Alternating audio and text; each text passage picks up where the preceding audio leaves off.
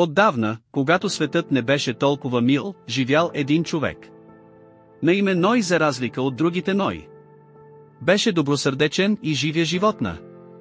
Доброта в свят, изпълнен с пакости. И земята беше пълна с неправда. Хора, които са били егоисти и жестоки.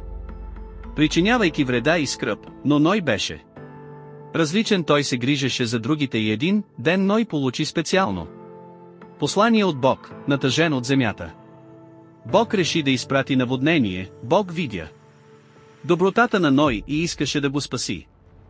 Неговото семейство и създанията на земята. Бог инструктира Ной да построи огромна лодка, ковчег, достатъчно голям за него и семейство и безопасно убежище за животни. Въпреки неверието и подигравките от други, Ной работи неуморно в изграждането. Огромният ковчег.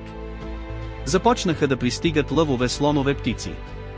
И дори малки насекоми, до които стигнаха.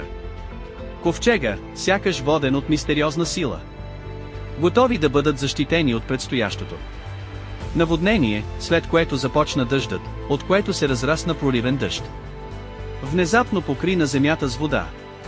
От животни, които Ной и семейството му взеха огромната задача да се грижи за тях, гарантирайки, че всяко същество е нахранено и безопасно. По време на престоя им на ковчега след седмици, Ной изпрати гълъб да търси суша на него. Първото пътуване се върна с празен клюн. Но при второто пътуване се върна маслинова клонка, сигнализираща, че земята е била близо и водите се оттегляха. В крайна сметка ковчегът спря на планински връх, докато водата бавно спада. Ной отвори ковчега, освобождавайки животни и семейството му обратно в свеж свят, и нет имаше дъга. Бог обеща никога да не наводнявам земята.